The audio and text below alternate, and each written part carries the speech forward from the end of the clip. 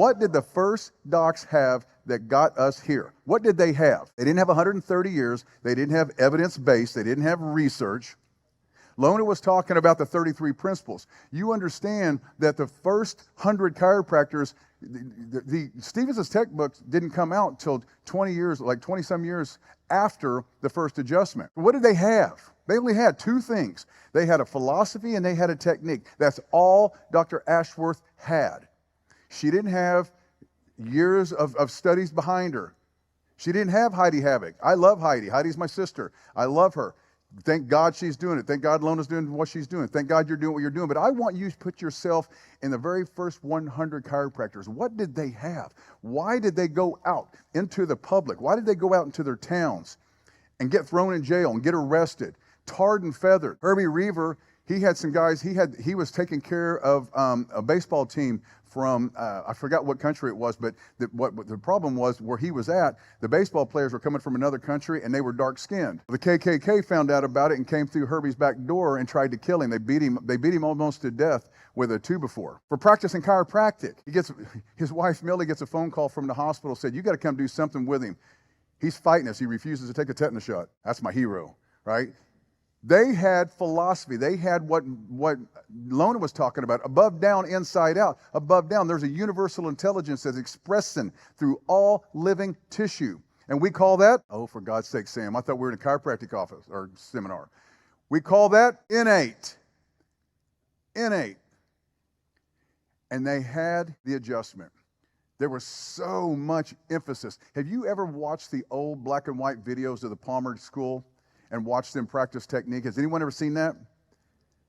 It is unbelievable. Hours and hours and hours of setup and speed, accuracy, precision on the chiropractic adjustment.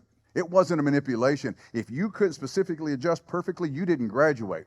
In the US, I don't know about in schools over here, but in the United States, if you do adjust, they don't let you graduate.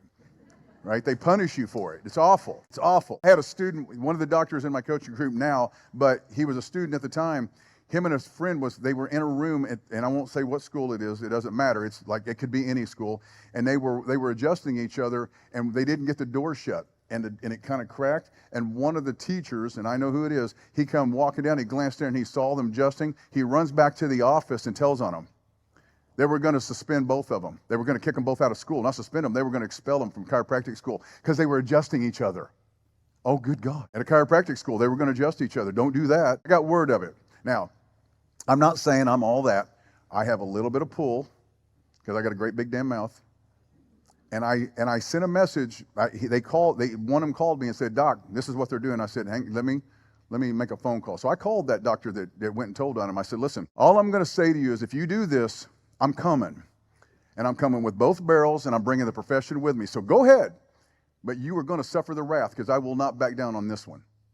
And he gave me all these excuses. I said, all I'm telling you is you got your first warning. He got a suspension. He didn't get expelled, right? And now the guy, he collected $100,000 in one damn day in chiropractic in Austin. Let's hear from him. Yeah. So here's the thing. What did the first chiropractors have, and where did it go?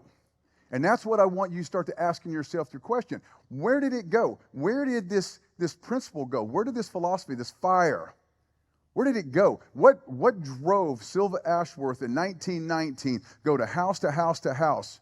Did anybody here get in their car and drive house to house to house during COVID?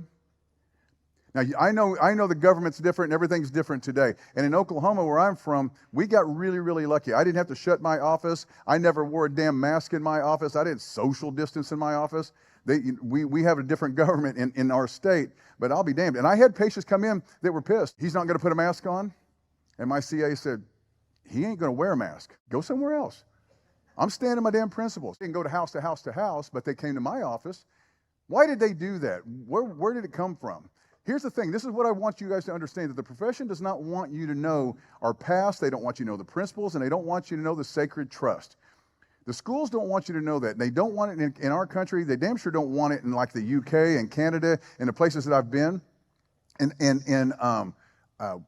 of the Scandinavian countries, they have a thing called hands-in-the-pocket chiropractic. You don't adjust. You just give them lifestyle choices. You counsel them on lifestyle choices. This is what's going on. And here's why. It takes too much responsibility, it takes too much focus, and it takes too much work to do what the first chiropractors did. They had to focus. It was intentional. They had to step out into the public. They had to step out into society and say, I am a chiropractor. You're what? I'm a chiropractor. You got diabetes? I can help you. How? You're going to lay here and I'm going to slam my hands in your face. You're going to do what? They had so much understanding and belief in innate intelligence. That's all they had. Gang, listen to me. The only thing that the first chiropractors had was the understanding, the belief, the faith, the inborn innate intelligence, the body's will to be well. It's a simple question. Dee Dee said, I've got one man working at a workbench here. I got a man standing right next to him at a workbench. The two of them are working in the same environment, doing the same job, eating the same foods, going back to the same neighborhood. This man gets sick, this man doesn't. Why? Pretty damn simple question. Yes? Somebody say yes?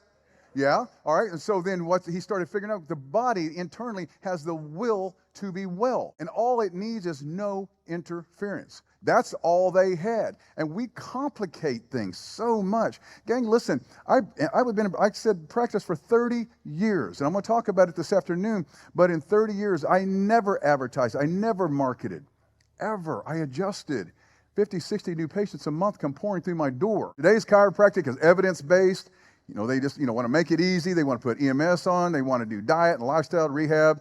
They want to remove your responsibility and skill.